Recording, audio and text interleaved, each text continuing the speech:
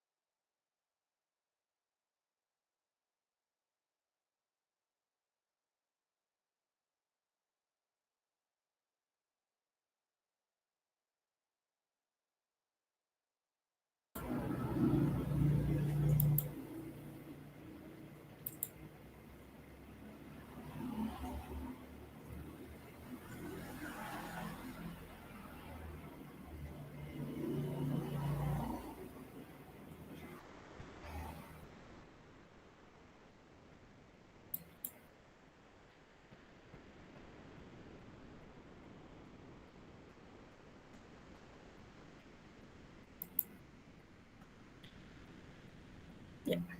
Kita mulai ya Bu Nurul ya. Ya. Oke, baik Bapak Ibu, saya awali. Assalamualaikum warahmatullahi wabarakatuh. Selamat pagi dan salam sejahtera buat kita semua. Saya izin share sebentar Bapak Ibu. Iya. Oke, baik. Ya, salam dan bahagia. Senang sekali hari ini saya bisa berjumpa dengan Bapak Ibu ya dalam webinar yang merupakan salah satu tugas saya sebagai fasilitator rekognisi untuk menyampaikan materi mengenai budaya positif yang terdapat pada modul 1.4 dalam pendidikan program pendidikan guru penggerak. Sebelum kita memulai kegiatan Bapak Ibu, kita berdoa terlebih dahulu agar apa yang kita lakukan hari ini membawa kebaikan dan keberkahan untuk kita semua. Mulai. Berdoa dipersilahkan.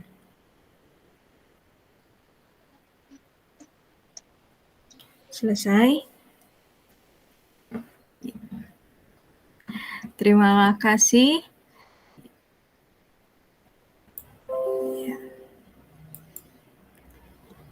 Ini tema atau topik webinar kita pada hari ini Bapak Ibu ya, mengenai budaya positif. Sebelumnya saya ucapkan terima kasih kepada Bu Nurul, Pak Dani, dan Bu Marlina yang telah bersedia hadir di dalam room ini untuk mengikuti pengimbasan mengenai budaya positif. Dan perkenalkan Bapak Ibu, nama saya Desi Susanti, saya fasilitator dari program pendidikan guru penggerak, di mana saat ini saya bertugas di CGP Angkatan 6, dan saya juga menjadi instruktur pembekalan program pendidikan guru penggerak untuk CPP Angkatan 7 kemarin, Bapak Ibu ya. Dan ini adalah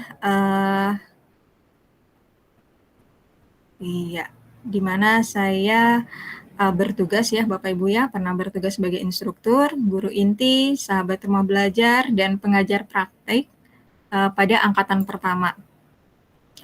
Dan ini Bapak Ibu, saya juga pernah menulis buku Sempoa, kemudian saya menjadi mentor GMT L1 batch 6 dan 7, kemudian menjadi co-kapten belajar ID untuk Kabupaten Kutai Barat, kemudian juara 5 pada video guru inovatif HPEC tingkat nasional dan guru bersertifikat pendidik Google TSA.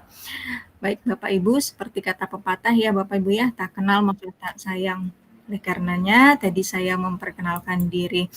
Nah Bapak Ibu, semoga tetap bersemangat ya Bapak Ibu ya, walaupun mungkin Bapak Ibu melihat kok pesertanya sedikit, karena memang seperti itu Bapak Ibu ya.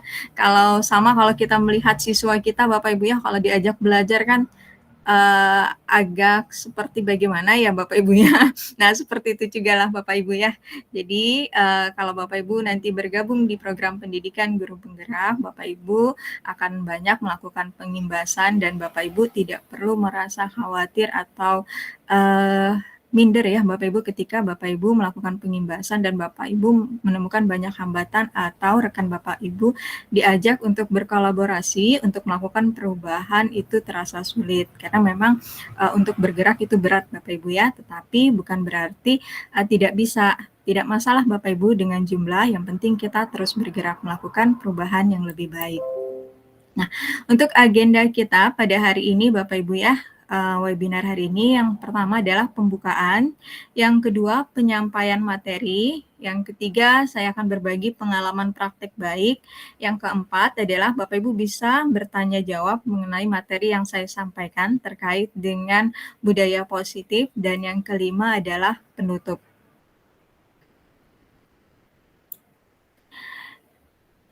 Baik Bapak Ibu, ini salah satu budaya positif Bapak Ibu ya, kita membuat kesepakatan.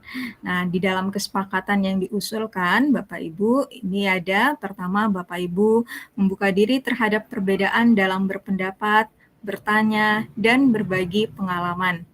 Yang kedua, Bapak Ibu berkenan kiranya untuk membuka video, kecuali Bapak Ibu terkendala jaringan, Bapak Ibu diperkenankan untuk tidak mengaktifkan video. Yang ketiga, tekan fitur raise hand jika Bapak Ibu ingin bertanya dan silakan berbicara ketika dipersilahkan. Bapak Ibu juga dapat menggunakan chat box sebagai media bertanya dan berbagi pendapat maupun pengalaman.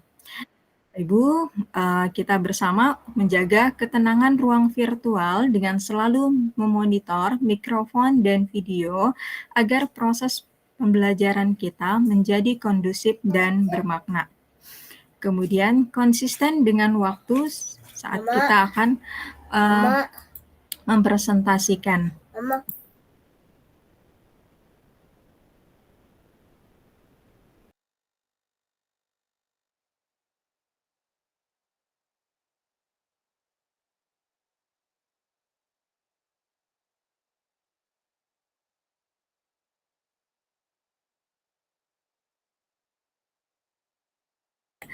Ya, Bapak Ibu, ini adalah kesepakatan. Bapak Ibu diperkenankan, namanya kesepakatan berarti ya Bapak Ibu ya kesepakatan dari dua belah pihak. Bapak Ibu boleh meminta dikurangi atau menambahkan kesepakatan kita pada kegiatan webinar kita hari ini. Silakan Bapak Ibu, apakah sepakat? Sepakat. Sepakat.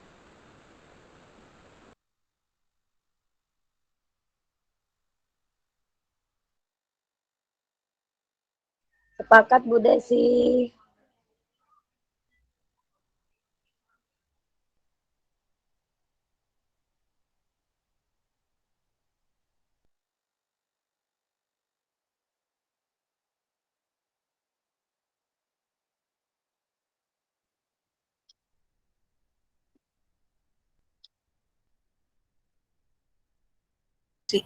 Jadi keenam materi ini Bapak Ibu ya, ini yang akan kita bahas pada hari ini, di mana semuanya ini merupakan bagian dari modul budaya positif.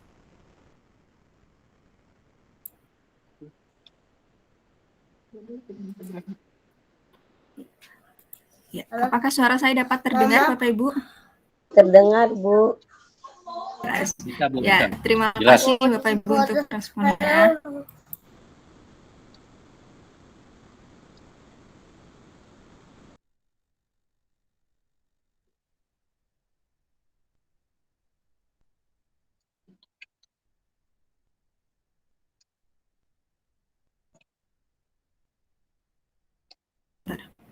Ya, Bapak Ibu, kita lanjutkan ya Bapak Ibu. Bapak Ibu, nah ini adalah pertanyaan pemantik. Silakan Bapak chat jika Bapak Ibu setuju atau tidak dari 3 pertanyaan berikut.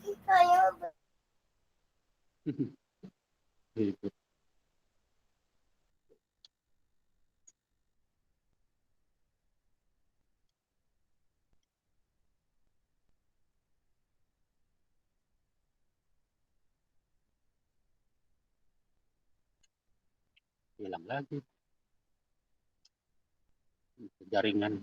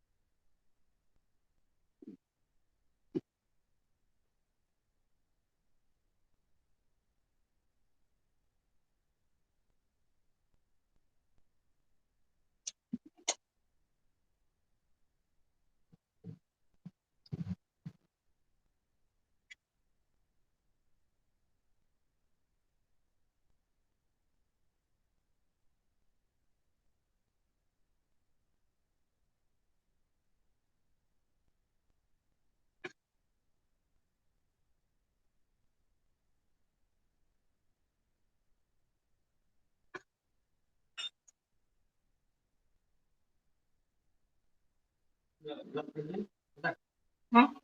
Itu jangan bisa bisa bertemu 5.000 berapa hari? Nomor 1, Bu Nurul tidak setuju, 2 tidak setuju, nomor 3, Bapak Ibu yang lain? Jawabannya di sini tidak ada benar atau salah ya Bapak Ibu. Silakan Bapak Ibu apakah setuju atau tidak. Dan ini ya.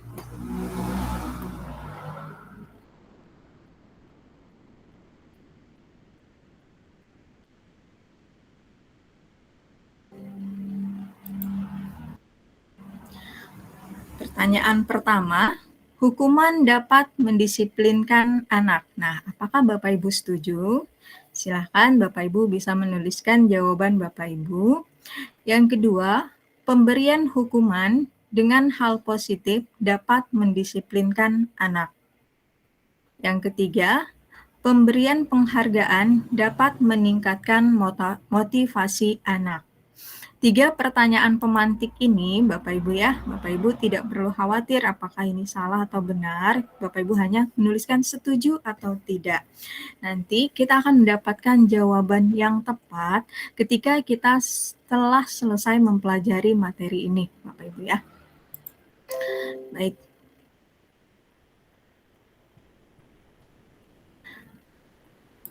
Oke, Bu Nurul boleh berbagi, Bu Nurul, mengapa Bu Nurul memilih poin 1 dan 2 tidak setuju dan poin 3 setuju? Poin 1 itu kalau kita memberikan hukuman ke anak-anak itu biasanya anak-anak malah membangkang jadinya, Bu. Jadi merasa tidak disayangi, tidak diapain sama bapak ibu gurunya, dia di belakang jadi membangkang, biasanya seperti itu. Kalau pemberian itu yang membuat saya tidak setuju, kita diberi hukuman. Itu, Bu. Terima kasih Bu Nurul. Berarti kalau yang nomor 3 ini setuju karena berdasarkan pengalaman ya Bu Nurul ya. Kalau diberi penghargaan anak-anak motivasinya jadi meningkat. Seperti itu ya Bu Nurul? Betul. Malah anak-anak yang bermasalah kalau kita dekati dengan kita dekati anak-anak menjadi lebih apa ya? Senang, merasa disayangi sama guru. Tapi ada saya ada murid yang mungkin yang apa ya, yang bermasalahnya terlalu berat, kadang malah mau mendekati ada rasa mau tidak enak atau rasa sudah apa gitu nah Bu. Ada juga yang seperti itu, kita mau dekatin dia jadi agak males gitu nah. Ada yang begitu. Baik, terima kasih Bu Nurul untuk pendapatnya. Beri tepuk tangan dulu. Ya, terima kasih Bu Nurul. Halo Bu Apolonia, apakah hadir di sana Bu Apolonia? Hadir Bu. Hadir. Bagaimana pendapat Bu Apolonia? Apakah Bu Apolo setuju nomor 1 jika hukuman itu dapat mendisiplinkan anak? Kalau menurut saya itu saya tidak setuju dengan itu ya Bu ya. Karena kalau saya hukuman terhadap anak itu terkadang membuat anak merasa malu. Habis itu mungkin bisa jadi membuat anak itu takut sama kita gitu. Sementara itu dulu Bu Desi. Ya, terima kasih Bu Apolonia. Halo Pak Dani, apakah ada di sana Pak Dani? Ya, Bu, terima maaf, kasih. dalam perjalanan Bu. Oh, dalam perjalanan. Oh iya, silakan dilanjutkan Bapak, hati-hati di jalan. Atau? Ini Bu, kalau menurut saya yang nomor 1 itu kita setuju lah. Ya. Karena apa namanya pengalaman di lapangan, kadang-kadang kita kasih hukuman untuk anak-anak itu sepertinya hari ke depannya itu mereka malas-malas turun ke sekolah, Bu. Takut dihukum Pak Guru, Ibu Guru. Ya, seperti itu, Bu. Ya, terima kasih Pak Dani. Jadi menurut Bapak Ibu, hukuman itu tidak dapat mendisiplinkan anak ya Bapak Ibu ya, karena membuat anak justru malah takut dengan hukuman. Baik, terima kasih Bapak Ibu untuk pendapat dan sarannya, untuk pendapat dan responnya. Baik Bapak Ibu, kita lanjutkan.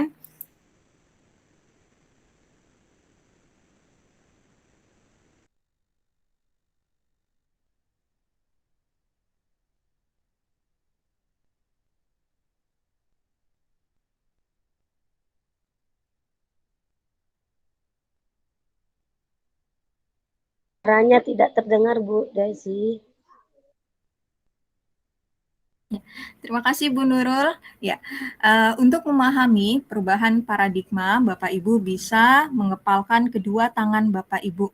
Jadi, kepalkan kedua tangan Bapak Ibu dan letakkan di dalam kepalan Bapak Ibu itu sebuah kertas kecil. Berupa sobekan kecil ya Bapak Ibu ya. Boleh Bapak Ibu praktik langsung.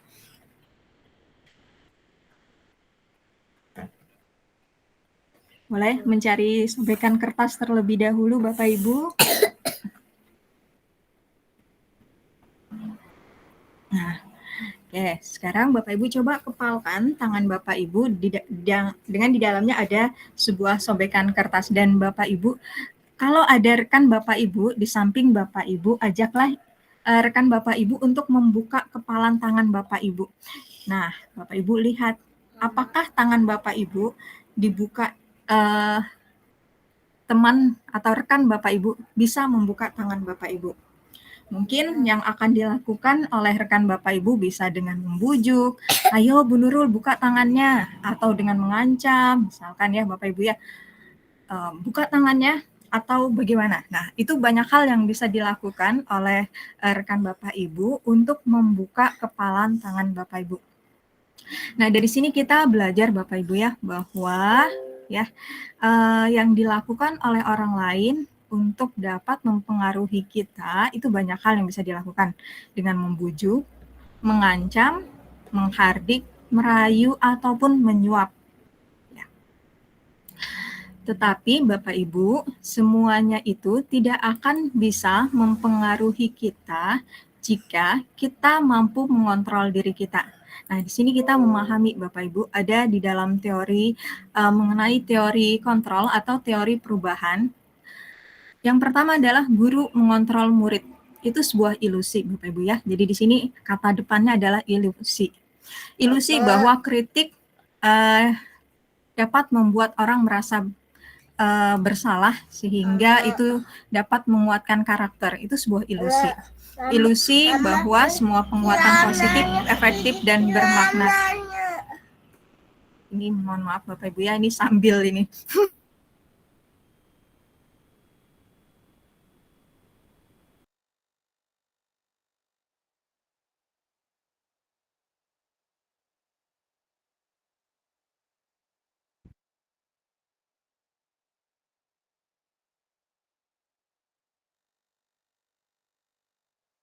Baik Bapak Ibu, saya lanjutkan, saya ulangi Bapak Ibu ya. Perubahan paradigma, teori kontrol atau teori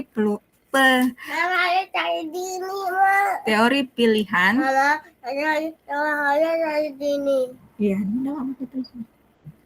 yang pertama, ilusi guru mengontrol murid. 2, ilusi bahwa kritik dapat dan membuat orang merasa bersalah dapat menguatkan karakter.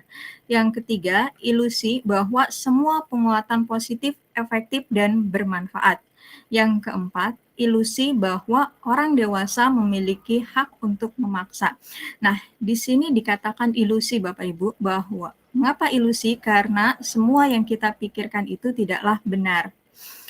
Karena pada dasarnya yang mampu mengontrol diri kita itu adalah diri kita sendiri, bukan orang lain. Lalu kenapa orang lain bisa mengontrol kita? Itu karena diri kita memperbolehkan orang lain untuk mengontrol kita.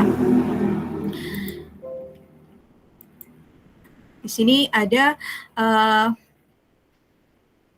perubahan paradigma stimulus respon menjadi teori kontrol. Siapa sesungguhnya yang memiliki kontrol? Dalam teori kontrol, kita berusaha memahami pandangan orang lain tentang dunia.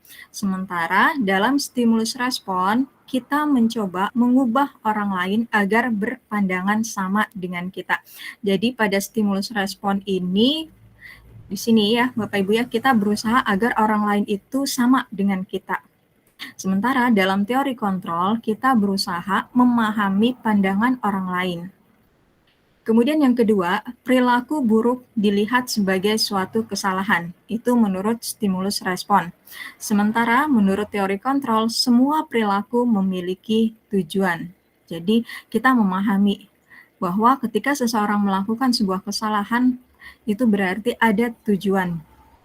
Yang ketiga, orang lain bisa mengontrol saya. Sementara menurut teori kontrol, hanya diri kita sendiri yang bisa mengontrol diri kita. Kita tidak dapat mengontrol orang lain.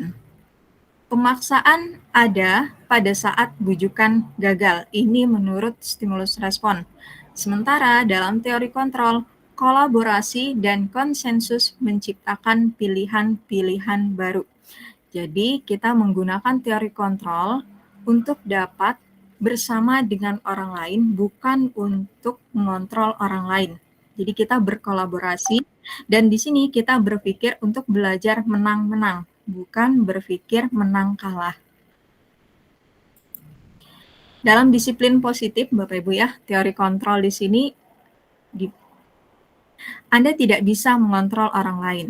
Hanya Anda yang bisa mengontrol diri Anda sendiri ya. Semua perilaku memiliki tujuan, dan tadi tertulis di depan Bapak Ibu ya. Nah, berpikirnya adalah menang-menang dengan cara berkolaborasi dan konsensus menciptakan pilihan-pilihan baru. Kemudian realitas kebutuhan kita berbeda dan ini nanti yang akan kita pelajari semua Bapak Ibu ya. Di mana kebutuhan di sini ada 5 kebutuhan dasar manusia, kemudian 5 posisi kontrol yang sering mungkin tidak hanya sering mungkin juga pernah kita lakukan ya Bapak Ibu ya. Menghukum, membuat rasa bersalah, memposisikan diri sebagai teman, pemantau, ataupun manajer.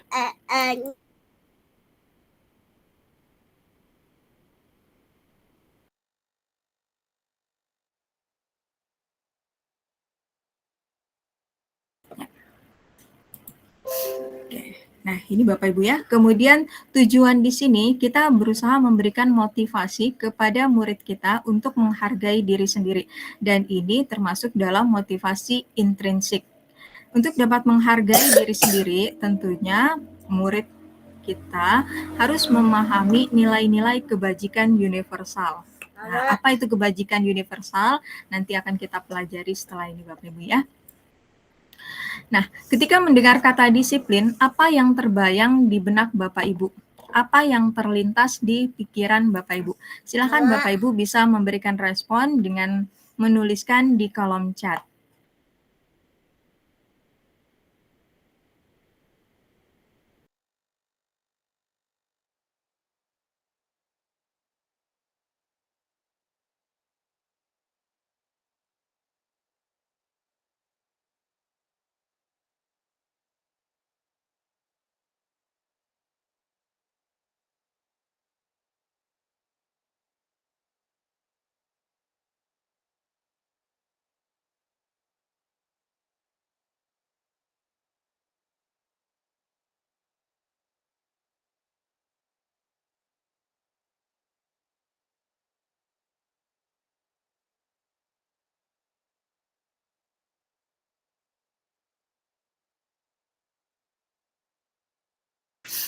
Baik, terima kasih.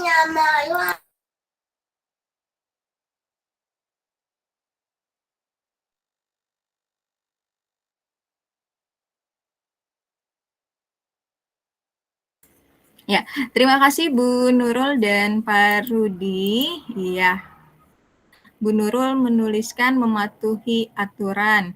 Pak Rudi menuliskan disiplin berarti proses yang dilakukan secara berulang-ulang. Terima kasih Bu Nurul dan Pak Rudi untuk responnya.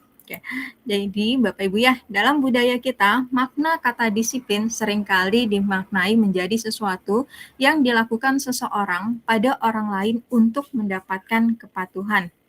Kita cenderung menghubungkan dengan kata disiplin ini dengan ketidaknyamanan.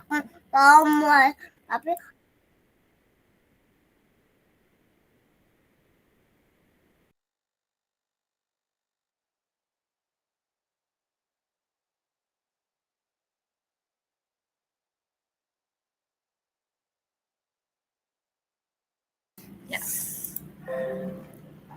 Nah, apa makna disiplin sesungguhnya Bapak Ibu ya? Makna disiplin itu berasal dari kata bahasa Latin Bapak Ibu yaitu disiplina yang berarti belajar. Disiplin diri membuat orang menggali potensinya menuju sebuah tujuan, apa yang dia hargai. Disiplin diri juga mempelajari bagaimana cara kita mengontrol diri dan bagaimana menguasai diri untuk memilih tindakan yang mengacu pada nilai-nilai yang kita hargai. Nilai-nilai kebajikan universal, ya Bapak Ibu ya. Kalau tadi kita ada membahas mengenai nilai-nilai kebajikan universal, apa sih nilai-nilai kebajikan universal? Nilai-nilai kebajikan universal adalah sifat-sifat positif manusia yang menjadi tujuan mulia yang ingin dicapai oleh setiap individu. Nilai-nilai universal ini tidak hanya pada satu suku ataupun pada satu agama. Jadi bersifat universal, lintas bahasa, agama, suku, maupun latar belakang. Nah, di sini hubungannya dengan profil pelajar Pancasila, Bapak Ibu ya, di mana dalam profil pelajar Pancasila di sini ada beriman, bertakwa, berakhlak mulia, mandiri, bernalar kritis, berkebinekaan global, dan bergotong royong yang merupakan nilai-nilai tersebut ada dalam nilai-nilai universal.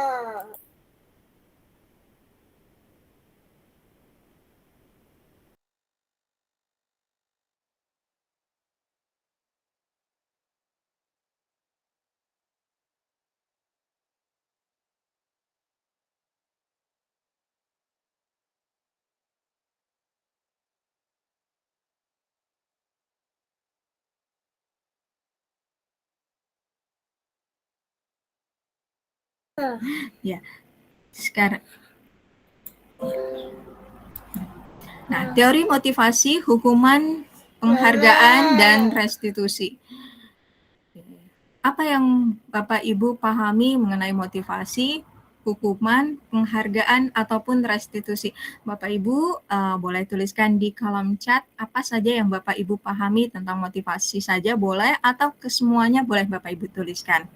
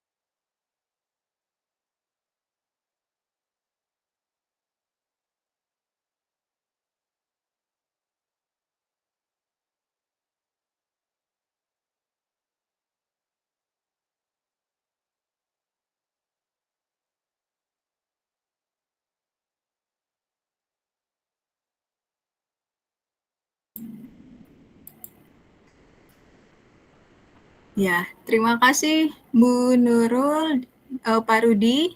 Ya, jadi menurut Pak Rudi, motivasi adalah sesuatu yang membuat kita menjadi tertarik melakukan aktivitas. Hukuman adalah konsekuensi dari tindakan kita yang salah. Penghargaan adalah apresiasi terhadap apa yang sudah kita lakukan. Oke, terima kasih Pak Rudi untuk responnya. Baik,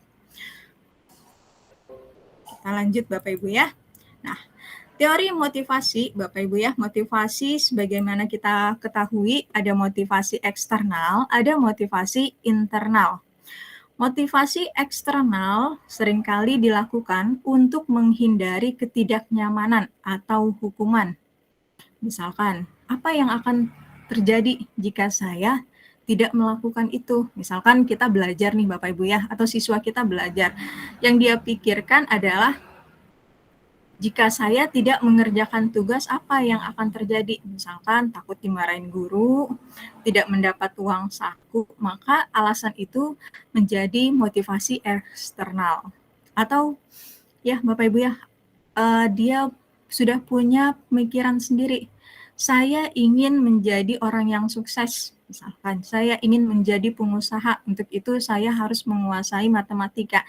Nah, itu adalah motivasi internal yang berasal dari dalam dirinya sendiri. Yang perlu dikembangkan sesuai dengan teori kontrol bahwa yang di sini ada ya, Bapak Ibu ya, motivasi internal. Bagaimana kita memberikan dorongan atau membangkitkan motivasi dalam diri murid kita yang berhubungan dengan motivasi internal, sehingga yang dia lakukan berasal dari dalam dirinya, bukan karena ketakutan atau karena diri kita sebagai guru, Bapak Ibu ya. Nah, sebagaimana yang disampaikan oleh Ki Hajar Dewantara, bahwa merdeka itu tidak hanya terlepas dari perintah, akan tetapi juga cakap membuat perintah bagi diri sendiri. Jadi, tidak hanya kita itu bebas dari perintah orang lain, tetapi kita bisa memerintah diri kita sendiri untuk mencapai tujuan yang kita inginkan.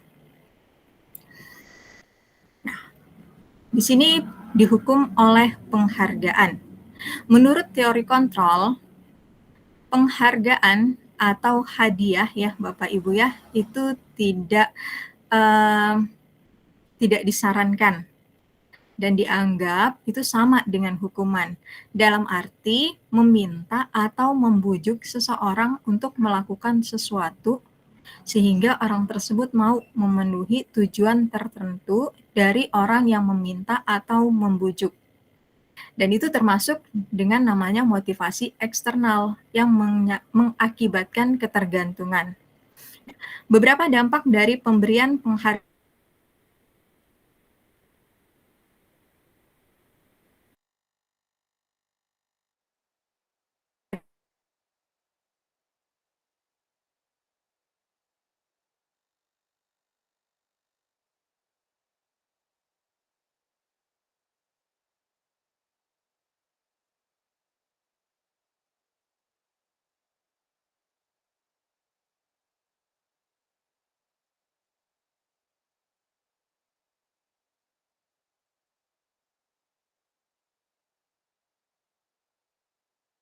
motivasi intrinsik. Silakan Bapak Ibu amati ya Bapak Ibu ya. Dari sini daftar tindakan ini Bapak Ibu ya. Ini termasuk hukuman ataukah konsekuensi Bapak Ibu? Mencatat 100 kali di dalam buku kalimat. Hukuman. Hukuman, baik. Lari mengelilingi lapangan basket 2 kali. Hukuman atau konsekuensi? Itu yang hukuman, Bu. Hukuman, baik. Murid diminta untuk push up 15 kali karena tidak menggunakan masker ke sekolah. Konsekuensi, Bu. Hukuman. Oke, ada hukuman, ada konsekuensi. Baik. Menggantikan kertas tugas teman yang telah dicoret-coret. Konsekuensi. Konsekuensi. Baik. Membersihkan tumpahan air di meja tulis karena tersenggol pada saat belajar. Konsekuensi. Konsekuensi. Oke, kita lanjut. Murid disuruh untuk mengenakan sepatu seharian di sekolah karena tidak mengenakan sepatu hitam. Hukuman. Lari mengelilingi lapangan basket 2 kali karena terlambat 10 menit untuk pelajaran PJOK. Konsekuensi atau hukuman? Hukuman. Hukuman. Baik, kita cek jawabannya Bapak Ibu. Iya. Jadi mengelilingi lapangan basket 2 kali karena terlambat 10 menit untuk pelajaran PJOK termasuk konsekuensi. Nah, apa bedanya hukuman dengan konsekuensi ini Bapak Ibu? Silakan Bapak Ibu berpendapat, tidak masalah Bapak Ibu ya, tidak ada benar atau salah. Yang penting kita menyampaikan pendapat yang menurut kita itu benar. Silakan Bapak Ibu. Ya Bu, hukuman itu yang timbal balik atas perbuatan kita Bu. Kalau konsekuensi Pak? Itu akibat dari perbuatan kita juga Bu. Oke, jadi dua-duanya akibat ya Pak ya. Oke, baik, betul sekali Pak. Hukuman karena akibat dari perbuatan, konsekuensi juga akibat dari perbuatan. Betul Pak. Tapi apa bedanya? Oke, silahkan kita beri aplaus Pak Dani. Oke, terima kasih Pak Dani untuk pendapatnya. Silahkan Bapak Ibu lagi yang ingin berpendapat. Betul yang disampaikan oleh Pak Dani, hukuman dan konsekuensi merupakan akibat dari perbuatan kita. Lalu apa bedanya?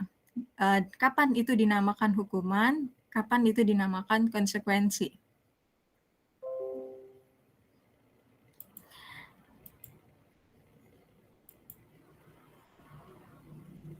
Nah, ini Bapak Ibu ya.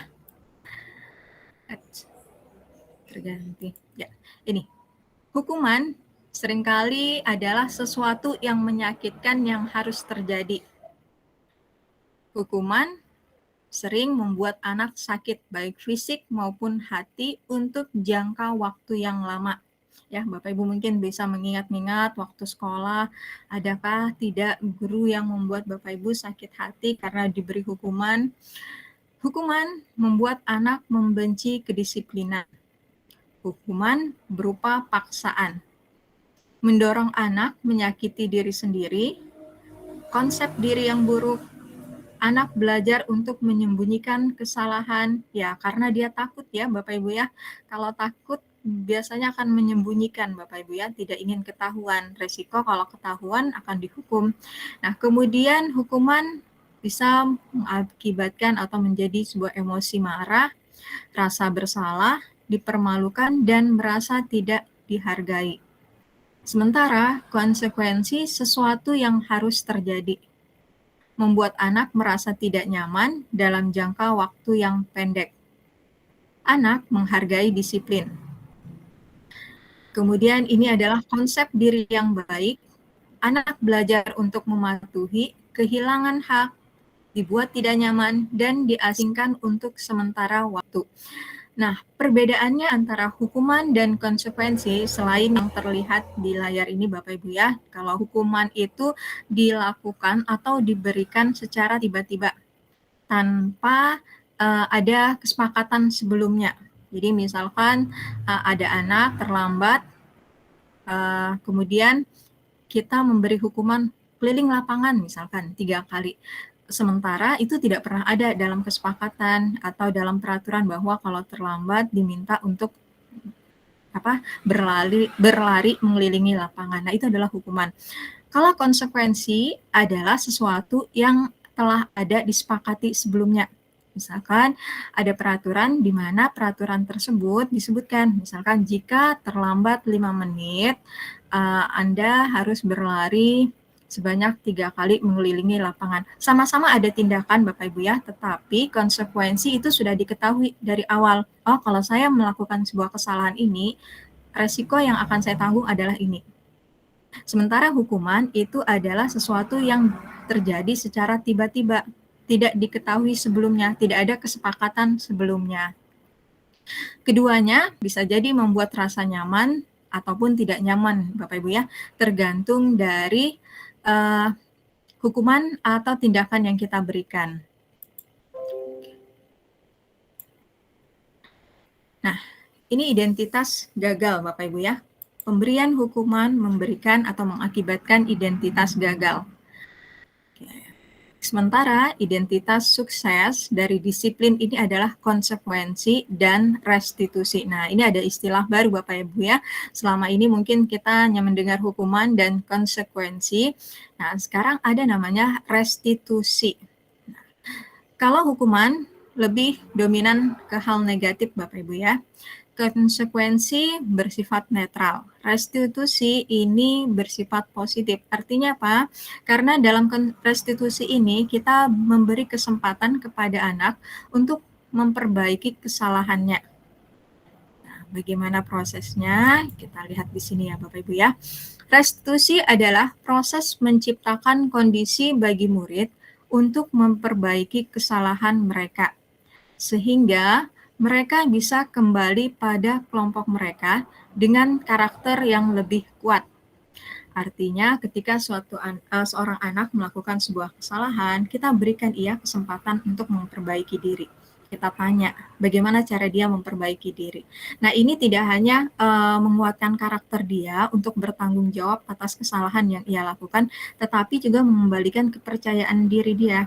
Sekiranya contoh dari tadi ya Bapak Ibu ya, yang hukuman siswa terlambat, kemudian kita berikan dia hukuman dengan berkeliling lapangan, itu mungkin akan menciptakan karakter buruk yang baru ya Bapak Ibu ya. Bisa jadi ia menjadi merasa minder, rendah diri, malu ya Bapak Ibu ya, karena harus berkeliling lapangan. Kemudian restitusi juga merupakan proses kolaboratif yang mengajarkan murid untuk mencari solusi untuk masalah mereka. Membantu murid berpikir tentang orang seperti apa yang ingin mereka harapkan. Artinya tujuan mulianya mereka ingin menjadi seperti apa. Dan mereka ingin diperlakukan seperti apa. Itu yang terkait dengan restitusi. 9 ciri-ciri restitusi. Pertama, restitusi ini bukan untuk menebus kesalahan, namun belajar dari kesalahan. Yang kedua, memperbaiki hubungan. Yang ketiga adalah tawaran. Jadi kita memberikan penawaran. Dia ingin memperbaiki dirinya seperti apa. Dan itu berasal dari murid, bukan dari kita. Yang keempat, restitusi menuntun untuk melihat ke dalam diri. Restitusi mencari kebutuhan dasar yang mendasari tindakan. Restitusi diri adalah cara yang paling baik. Restitusi fokus pada karakter. Jadi di sini Bapak Ibu ya, fokus pada karakter. Bagaimana cara dia untuk menemukan solusi atau bertanggung jawab atas yang ia lakukan. Jadi bukan dilihat dari tindakannya. Kemudian restitusi fokus pada solusi dan mengembalikan murid yang berbuat salah pada kelompoknya. Ya, Bapak Ibu mungkin ingin dapat gambaran seperti apa sih restitusi itu ya Bapak Ibu. Saya akan share video ya, mudah-mudahan ini bisa menjadi ini ya Bapak Ibu ya, pencerahan seperti apa sih yang dimaksud dengan restitusi itu.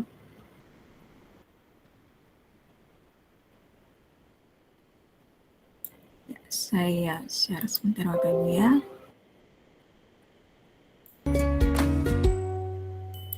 Salam dan bahagia Ibu dan Bapak Guru. Bagaimana seorang. Silakan Bapak Ibu menyimak contoh restitusi yang dapat kita lakukan sebagai guru Bapak Ibu. Siang Sarah. Siang Pak. Sudah lama nggak ketemu Sarah. Kenapa hari ini ada di sini? Kesel Pak, kesel banget. Masa aku dikatain tukang fitnah Pak? Ya aku marah lah. Aku balik ngatain Eka di depan kelas. Kesel banget. Oh begitu. Ya pasti kamu marah dan kesal. Bapak juga akan marah apabila ada yang menuduh Bapak seperti itu. Kemudian pada saat itu kamu mau melakukan apa? Ya saya langsung ngatain Eka lah Pak. Kesel banget. Saya bentak-bentak dia depan teman-teman lain. Oh begitu. Pasti kamu melakukan seperti itu karena suatu alasan tertentu bukan? Iyalah, masa saya diam saja Pak? Ya saya bela diri lah. Masa saya dituduh tukang fitnah? Ya wajarlah. Mempertahankan harga diri itu sesuatu yang penting buat kamu. Untung kamu tidak bertindak lebih gegabah lagi. Hanya membentak-bentak. Iya Pak. Untung saya masih bersabar dan hanya membentak saja. Sudah gemes padahal. Saya pasti bela diri lah. Ya pasti ya. Tapi kamu memilih untuk tetap bertahan dan bersabar. Kamu memilih untuk tidak berbuat lebih parah.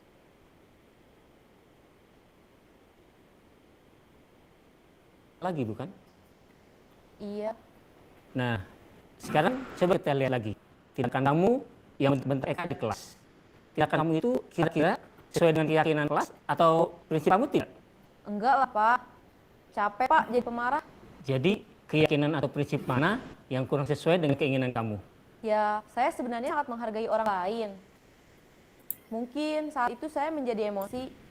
Jadi tidak menunjukkan sikap itu. Kamu meyakini tidak? Menghargai orang lain itu penting buat kamu. Yakinlah Pak. Iya, setuju. Kita harus saling menghargai. Namun, ada juga keyakinan yang kita sepakati yang perlu kita jalankan apabila kita sedang marah, bukan? Ya saya bisa lebih proaktif. Mulai dengan diri sendiri. Saya bisa jadi lebih bersabar, mengambil waktu jeda untuk berpikir mau apa selanjutnya. Kira-kira kamu bersedia memperbaiki masalah ini tidak? Bersedia Pak. Kalau kamu memperbaiki masalah ini, kamu akan menjadi orang seperti apa? Saya akan menjadi orang yang bertanggung jawab kali ya Pak. Dan senantiasa proaktif. Iya, menurut kamu bagaimana rasanya menjadi orang seperti itu? Ya nyaman lah. Bangga bisa bersabar dan menahan diri. Baiklah kalau begitu. Yuk kita pikirkan bagaimana memperbaiki masalah ini. Ya, oke baik Bapak Ibu, itu contoh dari yang dimaksud dengan restitusi tadi Bapak Ibu ya.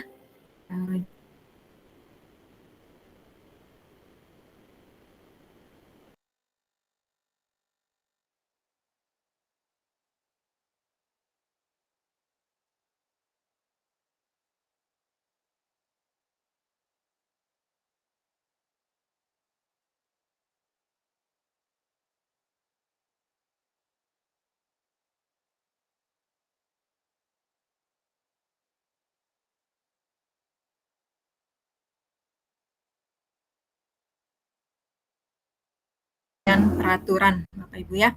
Mengapa kita memiliki peraturan harus menggunakan helm bila mengendarai roda 2? Menurut Bapak Ibu mengapa? Mengapa kita harus memiliki peraturan harus menggunakan helm bila mengendarai kendaraan roda 2? Tentunya ini agar keselamatan ya Bapak Ibu ya, agar selamat. Kemudian yang kedua, mengapa kita memiliki peraturan 3M, menggunakan masker, mencuci tangan, dan menjaga jarak 1,5 meter. Nah ini mengapa? Tentunya ini berkaitan dengan kesehatan. Dan mengapa kita memiliki peraturan harus datang tepat waktu pada saat mengikuti pelatihan?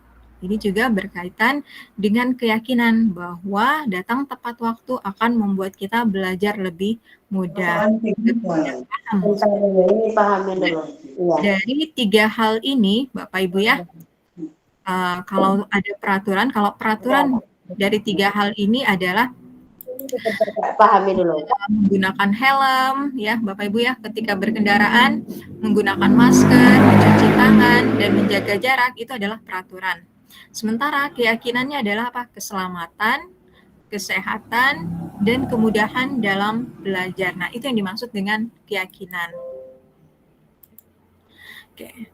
Nah, ini contoh lingkaran Bapak Ibu ya, bagaimana sebuah budaya positif itu bisa berhasil diawali dengan peraturan kelas, kemudian keyakinan kelas, Jika semua kelas memiliki keyakinan positif, keyakinan yang universal dan bisa saling menghargai, tentunya akan tercipta lingkungan yang positif. Dari lingkungan positif yang dilakukan secara terus-menerus dan oleh banyak pihak, maka akan menjadi budaya positif.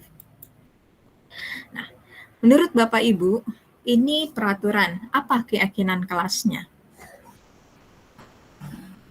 Dilarang mengganggu orang lain. Hadir di sekolah 15 menit sebelum pembelajaran dimulai. Dilarang melakukan kekerasan, dilarang menggunakan narkoba. Ini adalah peraturan-peraturan Bapak Ibu ya yang harus ditaati. Nah, keyakinannya bagaimana? Nah, keyakinannya mengembalikan buku ke tempatnya itu adalah keyakinannya adalah tanggung jawab. Dilarang mengganggu orang lain karena kita punya keyakinan untuk menghormati orang lain. Sampai di sini ya Bapak Ibu ya, berlari, jangan berlari di kelas atau koridor, itu peraturan. Keyakinan kelasnya apa? Agar selamat dan aman.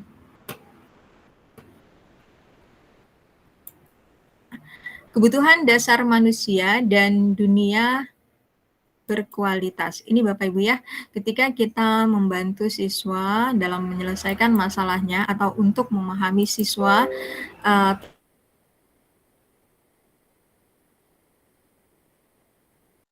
terkait dalam proses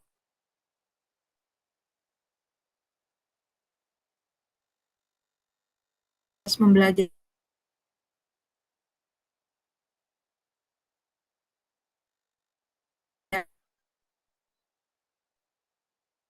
kebutuhan dasar kebiasaan. Keempat, kebebasan adalah kesenangan. Oke. Ya, senantiasa untuk memenuhi kebutuhannya dengan berbagai cara. Bila mereka tidak bisa mendapatkan kebutuhannya dengan cara yang positif, maka mereka akan mencoba mendapatkannya dengan cara yang negatif. Misalkan, seorang murid yang mungkin tidak begitu berhasil ya Bapak Ibu ya, secara akademik, mungkin kebutuhannya akan kekuasaan tidak terpenuhi di sekolah. Oleh karena itu, ia akan mencoba untuk memenuhi kebutuhannya dengan mencoba mengatur orang lain, misalkan di lapangan bermain. Atau mungkin ia akan menyakiti orang lain, temannya, maksudnya Bapak Ibu ya, secara fisik. Nah, apa yang kita dapat lakukan sebagai guru? Tentunya kita dapat melibatkan murid kita dalam kegiatan yang memberi peluang bagi murid tersebut untuk membuatnya mencapai pencapaian yang berarti, yang berkaitan dengan kekuasaan ini ya Bapak Ibu ya. Seseorang yang tidak merasa diterima oleh teman-temannya, bisa jadi kebutuhannya akan cinta dan kasih sayang itu tidak terpenuhi. Oleh karena itu, dia akan memiliki satu teman atau mungkin ia akan memisahkan diri dari rekannya. Sebagai guru, kita bisa membangun hubungan yang bisa membangun kepercayaan dan keintiman dengan anak ini ya, Bapak Ibu ya. Nah, ini sebuah kasus Bapak Ibu. Misalkan nih Bimo seorang anak TKB selalu berlari keluar kelas menuju jalan raya di depan sekolahnya yang ramai dengan kendaraan. Tingkahnya membuat guru, Bu Andi bingung dan seringkali lari mengejarnya. Ada beberapa kemungkinan jawaban yang diberikan Bimo. Nah, mari kita identifikasi Bapak Ibu. Kebutuhan yang ingin dipenuhi oleh Bimo, jika respon Bimo seperti pada pernyataan di bawah ini Bapak Ibu. Aku senang main kejar-kejaran dengan ibu guru. Seru katanya. Nah, menurut Bapak Ibu, ini termasuk penguasaan, cinta dan kasih sayang, kesenangan, atau kebebasan.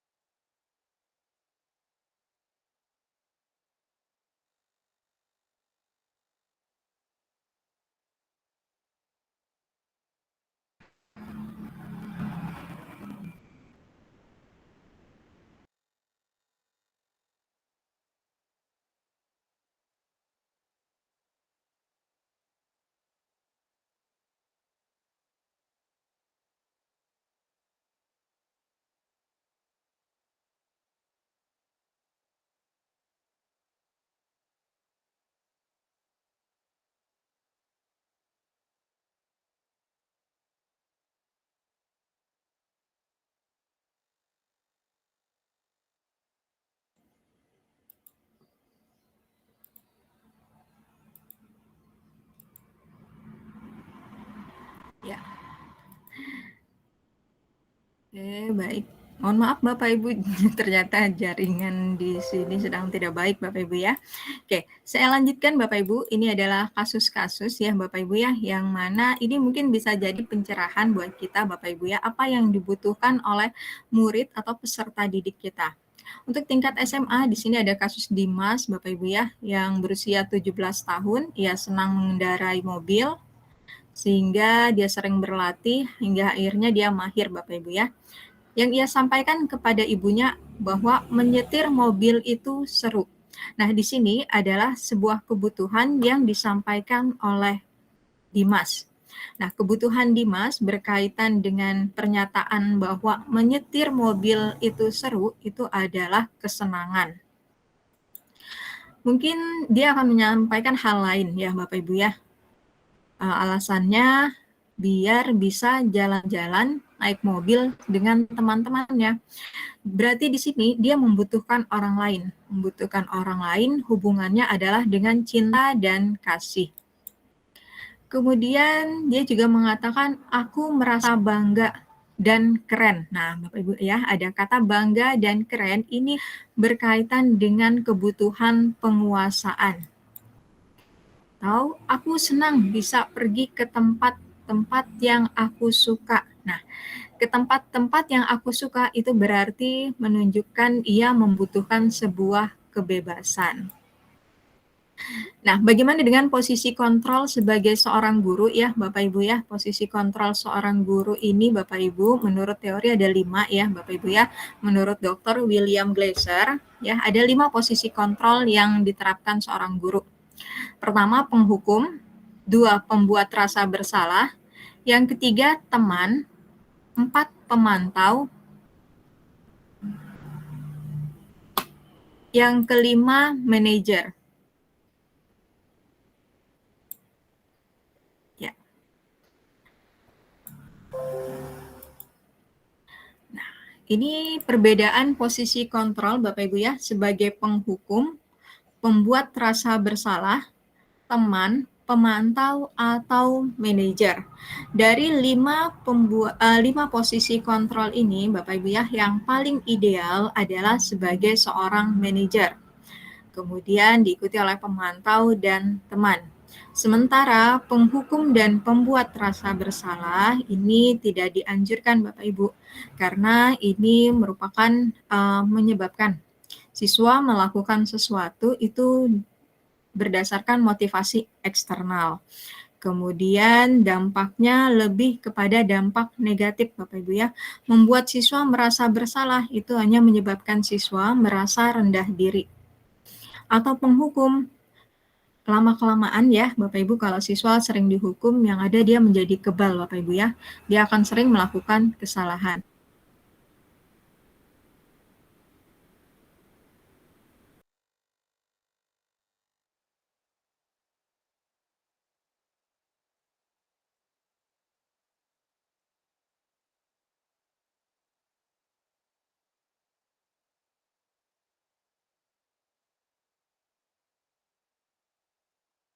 Manajer.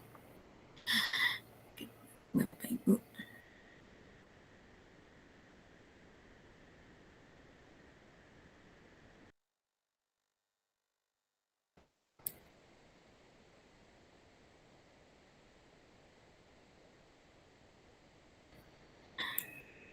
Nah, ini Bapak Ibu ya. Pernyataan benar melakukannya. Nah, ini perkataan posisi kita sebagai penghukum.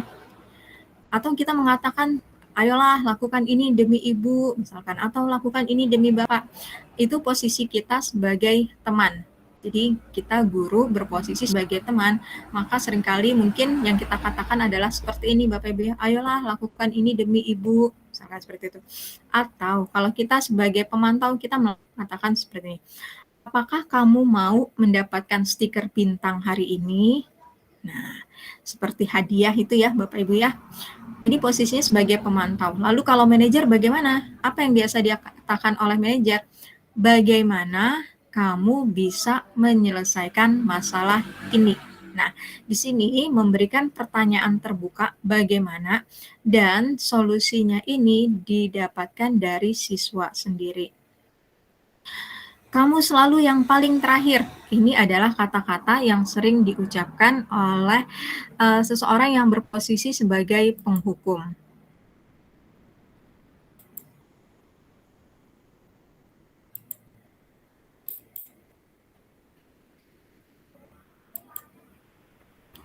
Oke.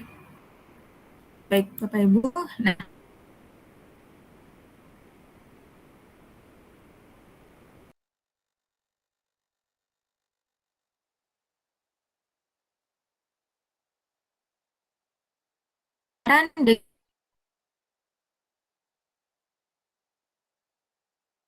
dengan segitiga restitusi, masih kaitannya dengan yang tadi ini ya, kita pahami terlebih dahulu Bapak Ibu. Restitusi, kita ulangi kembali, restitusi adalah menciptakan kondisi bagi murid untuk memperbaiki kesalahan mereka, sehingga mereka bisa kembali pada kelompok mereka dengan karakter yang lebih kuat.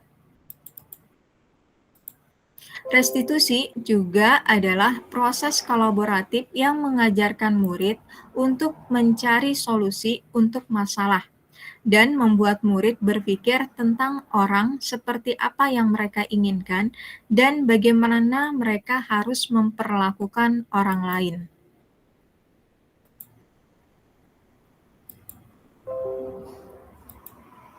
Ini Bapak Ibu ya, segitiga restitusi. Menanyakan keyakinan diawali dengan menstabilkan identitas terlebih dahulu, Bapak Ibu ya. Yang tadi mungkin kita menonton video tadi ya, Bapak Ibu ya, bagaimana gurunya menanyakan kepada muridnya, kemudian memberikan respon, setiap orang pasti pernah melakukan kesalahan. Kemudian langkah selanjutnya adalah memvalidasi kebutuhan. Kamu tentu punya alasan mengapa berbuat seperti itu. Setelah dialog-dialog ya Bapak Ibu ya, kita lanjut ke menanyakan keyakinan. Nilai-nilai apa saja yang telah disepakati? Kamu ingin menjadi orang yang seperti apa? Seperti itu. Itu adalah langkah-langkah dalam menerapkan segitiga restitusi. Ini Bapak Ibu ya. Yang pertama, menstabilkan identitas. Untuk membuat anak yang merasa gagal karena berbuat salah menjadi positif terhadap dirinya, guru dapat berkata, berbuat salah itu hal yang manusiawi, karena tidak ada manusia yang sempurna. Bapak Ibu juga pernah berbuat salah. Kita pasti bisa menyelesaikan masalah ini. Nah, ini adalah contoh kata-kata yang bisa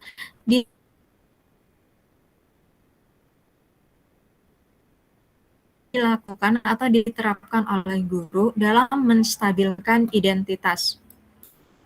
Kemudian untuk memvalidasi kebutuhan, membantu murid mengenali.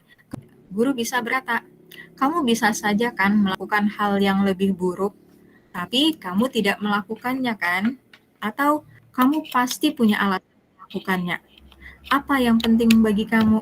Nah, ini adalah contoh-contoh pertanyaan untuk menerapkan validasi kebutuhan. Dan yang ketiga ya Bapak Ibu ya, menanyakan keyakinan. Di sini anak melihat kesalahannya dihubungkan dengan norma sosial dan nilai-nilai yang mendasari manusia berinteraksi dengan orang lain. Guru berkata, apa nilai-nilai yang kita percaya di kelas atau di sekolah kita? Nilai-nilai universal apa yang telah kita sepakati? Ini contoh pertanyaan yang bisa diberikan oleh guru untuk menanyakan keyakinan murid. Nah, Bapak Ibu, untuk materi kita dari 6 ya Bapak Ibu ya, topik budaya positif ini sudah selesai Bapak Ibu ya. Dan di sini saya akan berbagi Bapak Ibu penerapan praktek budaya positif yang pernah saya lakukan ya, atau yang sudah saya terapkan. Yang pertama dengan keyakinan kelas di sini Bapak Ibu ya. Ini saya bersama murid saya di kelas ya Bapak Ibu ya. Kami membuat kesepakatan terkait dengan kesepakatan kelas dalam belajar fisika. Dampaknya apa? Di sini murid selalu hadir tepat waktu. kalaupun berhalangan, murid akan menyampaikan alasannya dengan meminta izin terlebih dahulu. Kenapa? Karena keyakinan untuk hadir tepat waktu ini disampaikan oleh mereka sendiri ya Bapak Ibu ya. Mereka yang menyampaikan pendapatnya sehingga mereka akan lebih termotivasi untuk menepati apa yang telah mereka sampaikan. Kemudian kelas menjadi lebih tertib, semua akan saling mengingatkan dan semua saling menghargai. Kemudian penerapan lainnya ya Bapak Ibu ya di sini, nah ini salah satu yang saya lakukan Bapak Ibu ya, ini diawali dari sebuah kasus sebetulnya di mana murid saya pernah bolos beberapa kali, seorang siswa bolos, kemudian saya panggil ya Bapak Ibu ya, dan saya berbicara dari hati ke hati. Saya tidak menyalahkan perbuatannya ya Bapak Ibu ya, kenapa dia bolos, tapi saya menanyakan alasan dia bolos kenapa. Kemudian alasannya dia mungkin tidak jujur ya Bapak Ibu ya, awalnya dia mengatakan bahwa dia sakit ya Bapak Ibu ya, sering sakit dan memang anaknya awalnya sering sakit juga Bapak Ibu ya. Kemudian saya tanyakan, apa yang membuat dia sakit?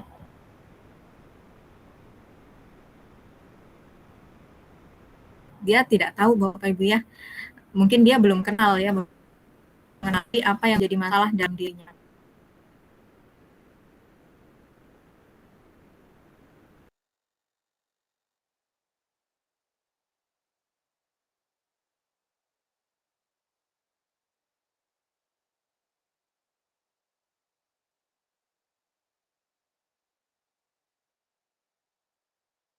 Tidak ada teman. Kemudian tanya, apakah dia punya teman di kelas yang akrab? Dia bilang dia belum punya. Padahal waktu itu sudah masuk semester 2 Bapak Ibu ya, bayangkan sudah hampir 10 bulan dia di dalam kelas, tapi dia belum memiliki teman akrab. Nah, kemudian saya berpikir, bagaimana dengan di SMP? Apakah dia punya teman? Dia bilang dia punya banyak teman di SMP, tapi di SMA dia nggak punya teman. Saya lihat memang anaknya tipe pemalu Bapak Ibu ya. Oke, dari situ saya berpikir apa yang saya bisa lakukan sehingga anak ini bisa lebih percaya diri, memiliki banyak teman dan semua bisa menghargai, saling menghargai.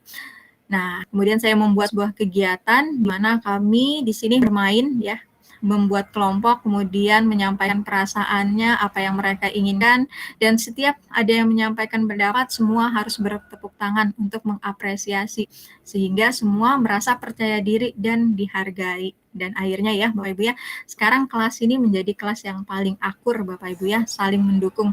Bahkan setiap diskusi, saya membiasakan mereka untuk memberikan kata pujian dulu terhadap rekannya. Dan mereka pun terbiasa Bapak Ibu ya untuk menerapkan hal-hal positif ini. Nah, dampaknya apa Bapak Ibu ya? Murid menjadi lebih akrab antara satu dengan yang lainnya, merasa diterima dan menjadi lebih aktif sekolah Bapak Ibu ya, karena dia merasa dihargai dan diterima. Kemudian kita sebagai guru juga merasakan keakraban dan kelas selalu ceria. Murid menjadi lebih terbuka. Nah, di sini saya juga, Bapak Ibu ya, menerapkan proses pembelajaran yang berbeda-beda dengan harapan ya untuk memenuhi kebutuhan murid ini Bapak Ibu ya. Kebutuhan untuk kesenangan, kebebasan, dan penguasaan. Ketika murid memiliki atau terpenuhi kebutuhannya dalam penguasaan, maka ia akan lebih mampu dan lebih percaya diri Bapak Ibu ya. Lebih percaya diri dalam hal apa? Nah, tergantung dari yang ia kuasai, Bapak Ibu ya. Ada murid yang mungkin terlihat pendiam, tetapi ketika dia diberi kesempatan untuk menjadi moderator, presenter, ataupun hal-hal yang memacu atau memberikan tantangan, dia menjadi lebih percaya diri ya Bapak Ibu ya. Ternyata dia butuh penguasaan itu, butuh diberikan kesempatan untuk menunjukkan kemampuannya. Kemudian kebebasan di sini ya Bapak Ibu ya, peserta didik saya atau murid saya berikan kebebasan untuk menggunakan media belajar dan memilih sarana belajar. Sehingga murid lebih terampil dan bersemangat dalam menyelesaikan tugas dan mempelajari materi. Selain itu tentunya ya Bapak Ibu mereka menjadi senang dan merasa bahagia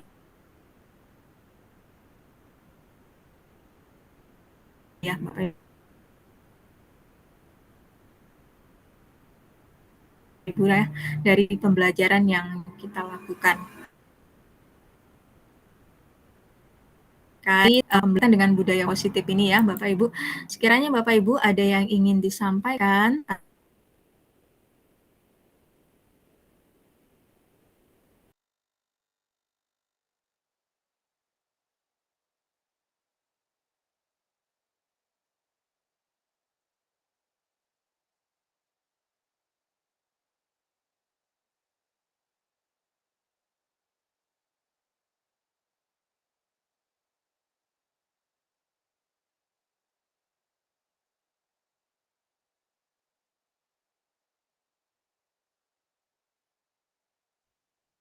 Maaf Bu Desi.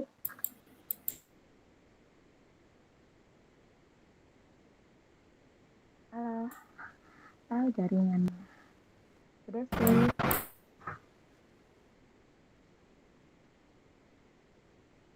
Iya ya, hadir. Apakah suara saya terdengar Bu Siti?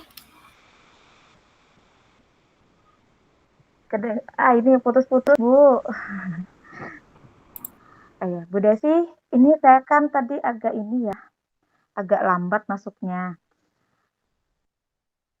Halo, kedengaran Bu Desi? Nah, ini oke, ini mau tanya Bu Desi, kan namanya kami juga belum ikut guru penggerak kan, kemarin ada guru penggerak tapi udah diangkat jadi kepala sekolah, jadi di sekolah itu belum ada yang guru penggeraknya lah. Nah, jadi ini ingin bertanya, sekolah saya ini kan masih tatipnya tuh masih menggunakan poin-poin gitu Bu Desi ya. Nah, terus kalau saya tadi kan agak lambat, tapi sekilas sempat mendengar penjelasan Bu Desi. Kalau sekarang otomatis kita nggak pakai sistem poin begitu ya Bu Desi. Sistemnya sudah kayak kita pendekatan ke anak-anak gitu ya Bu Desi ya. Kalau nggak salah ya, saya karena agak telat tadi Bu Desi. Iya, betul sekali Bu Siti. Jadi di dalam budaya positif ini ya Bu Siti, bagaimana kita membangun atau membangkitkan motivasi internal dalam diri siswa kita. Jadi dia melakukan sesuatu itu bukan karena takut hukuman, bukan karena hal-hal lain, tetapi bagaimana sesuatu yang dia lakukan itu atas kesadaran diri sendiri Bapak Bu Siti. Jadi kita mungkin bisa membangunnya dari dalam kelas dulu. Kita ajak mereka menyampaikan pendapatnya, apa nih yang dapat kita lakukan agar kelas kita tertib. Nah, di situ kita membangun keyakinan kelas, membuat kesepakatan kelas, bagaimana seharusnya kelas kita ini supaya kondusif, supaya aman.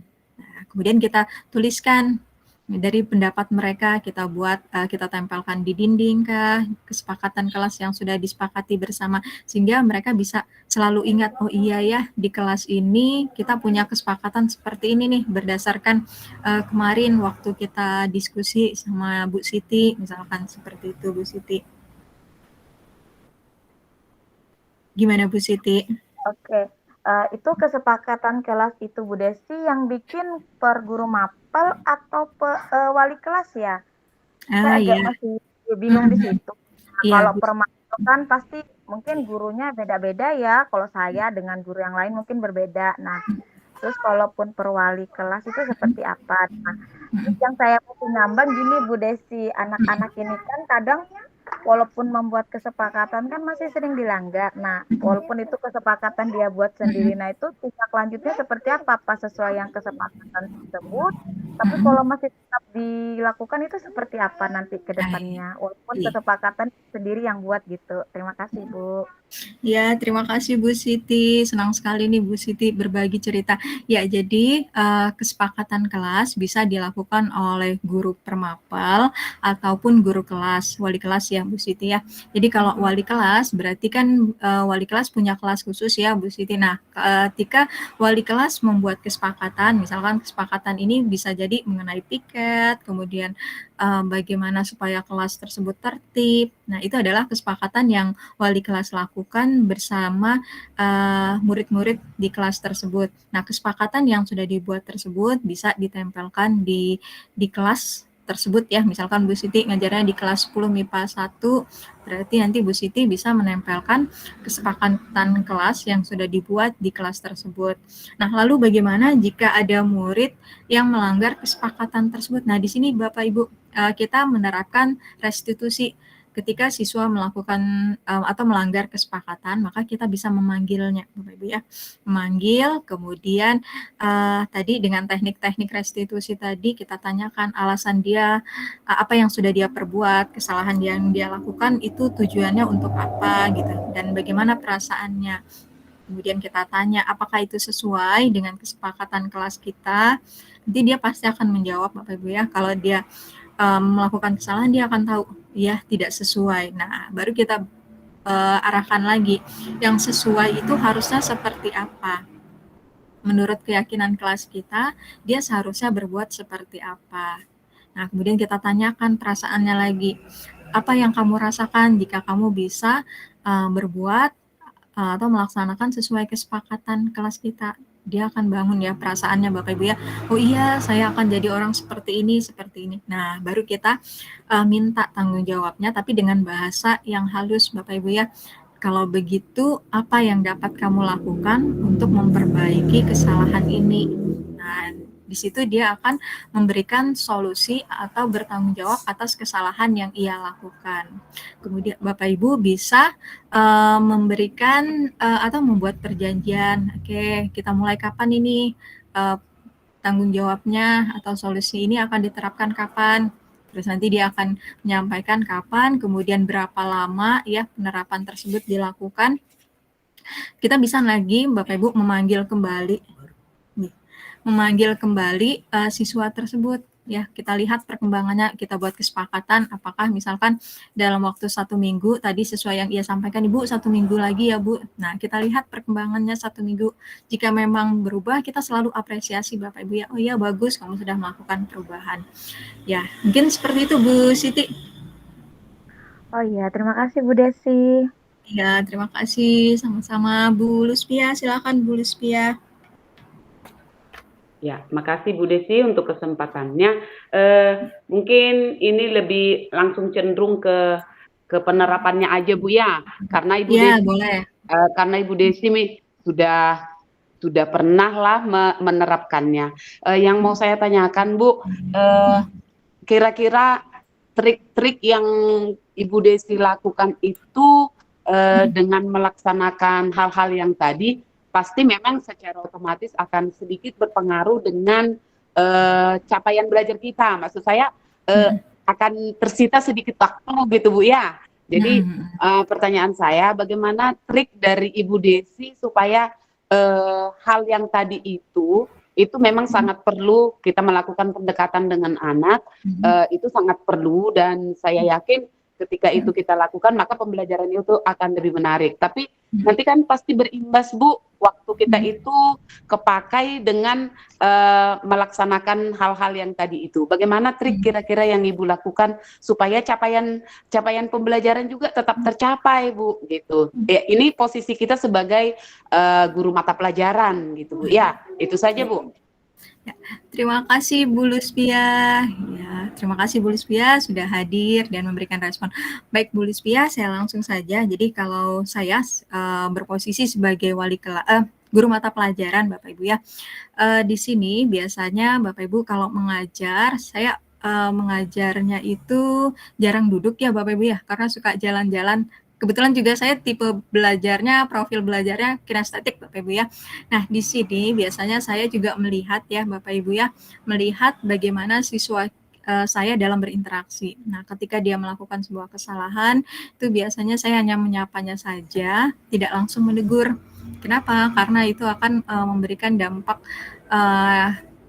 psikologis ya Bapak Ibu ya, kalau kita menegur secara langsung berupa teguran keras biasanya akan mempermalukan. Jadi saya biasanya kita lihat saja mungkin siswanya udah merasa sungkan ya Bapak Ibu ya. Nah, bagaimana biasanya untuk bisa ya Bapak Ibu ya siswa itu bisa tertib. Di sini saya kalau tertib jarang ya Bapak Ibu. Tertib di sini mungkin berbeda persepsi saya dengan Bapak Ibu. Di kelas kalau saya mengajar itu siswa itu tertib hanya sebentar Bapak Ibu ya. Tertib di sini maksudnya diamnya sebentar.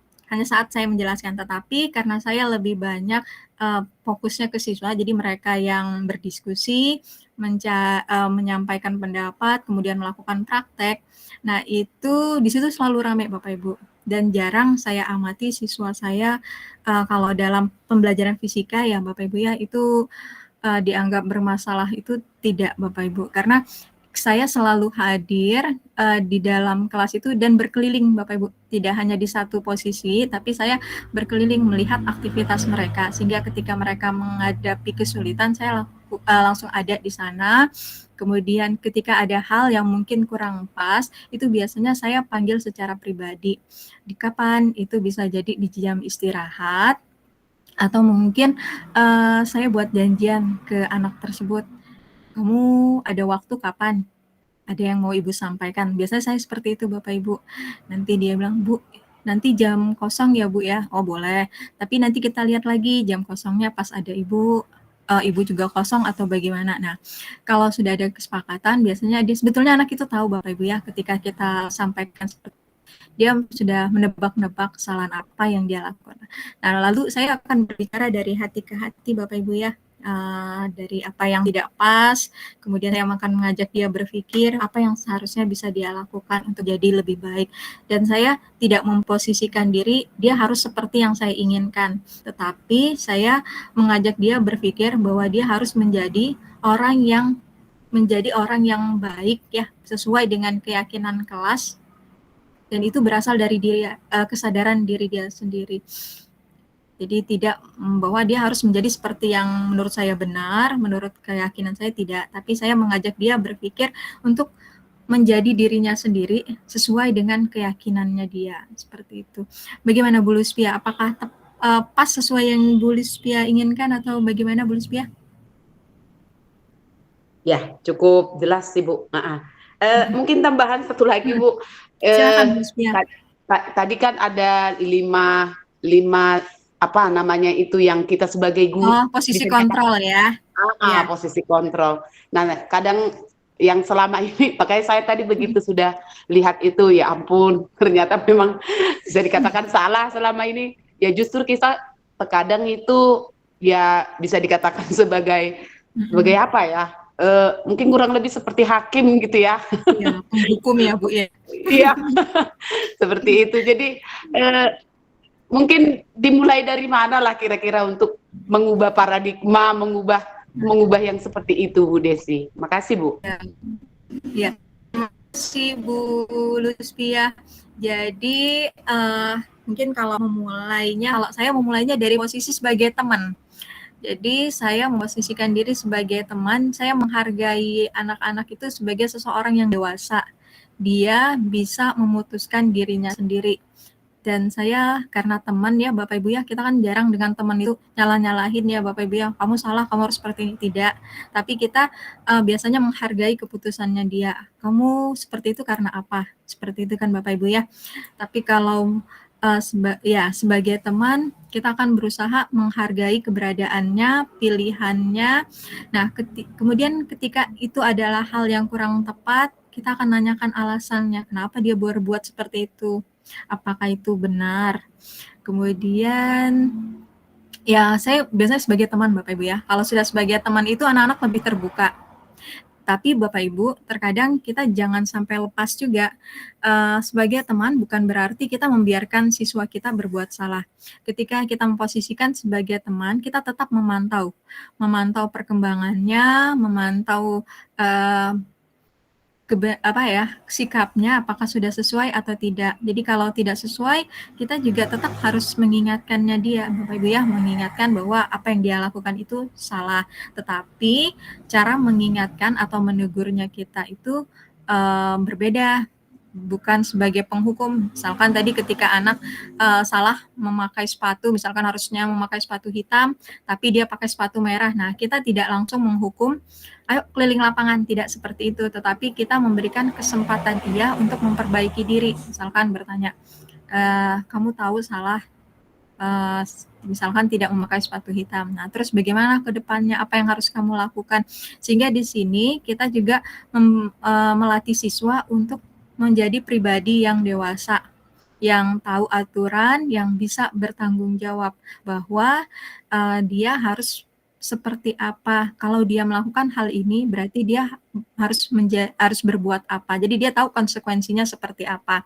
Dan dia tahu harus bertanggung jawabnya dengan cara apa, memperbaikinya dengan cara apa. Jadi mungkin kita bisa mulai dengan berposisi sebagai teman ya, Bapak Ibu ya, kita menghargai dulu pilihannya dia, kita tanyakan alasan dari perbuatannya dia, kemudian baru kita hubungkan harusnya dia seperti apa.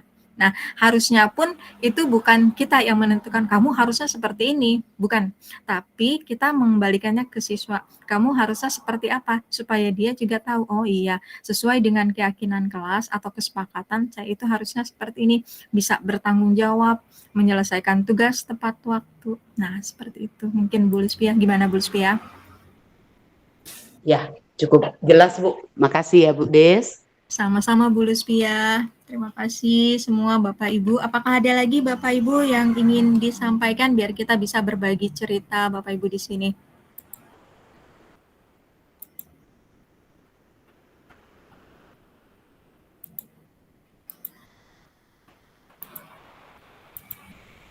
Bagaimana Bapak Ibu? Adakah sebelum saya tutup kita bisa berbagi dulu? Kalau tidak ada, berarti kita tutup nih Bapak Ibu ya. Nggak ada ya Bapak Ibu ya? Oke, kalau tidak ada, saya ucapkan terima kasih kepada Bapak Ibu yang telah berkenan hadir untuk mengikuti webinar saya, di mana ini merupakan salah satu tugas saya sebagai fasilitator rekognisi ya Bapak Ibu ya. Jadi fasilitator rekognisi ini saya berasal dari pengajar praktik, kemudian naik menjadi fasilitator ya Bapak Ibu ya, dan di sini saya juga menjadi calon guru penggerak rekognisi. Jadi di sini status saya 3 Bapak Ibu ya, menjadi instruktur, fasilitator, dan CGP juga Bapak Ibu. Hanya saja CGP-nya saya mungkin berbeda dengan CGP Bapak Ibu. Kalau Bapak Ibu memulainya dari awal ya Bapak Ibu ya. Kalau saya hanya di modul-modul tertentu. Ya, terima kasih semua Bapak Ibu. Sebelum kita tutup, kita akhiri dengan berdoa ya Bapak Ibu. Semoga apa yang kita dapatkan hari ini bermanfaat dan memberikan kebaikan buat kita semua. Amin. Nah, dipersilahkan.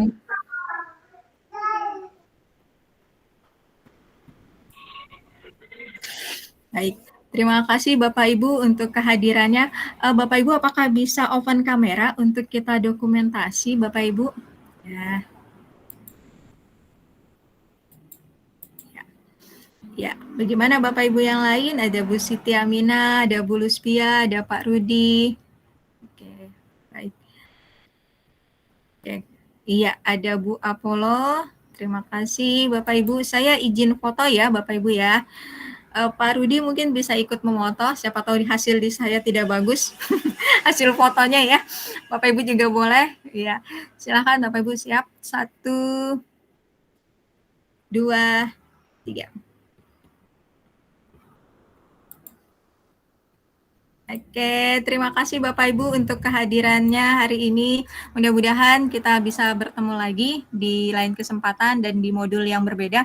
Semangat Bapak Ibu, bertemu nanti sebagai guru penggerak ya Bapak Ibu ya. Makasih ya Bu Desi. Sama Bu Luspia. Terima kasih Bu Siti, Pak Rudi. Izin keluar ya Bu. Ya, silakan Bapak Ibu, terima kasih. Ya. Bu Marlina, Pak Dani, terima kasih semua. Silakan Bapak Ibu, boleh live. Ya, terima kasih Bapak.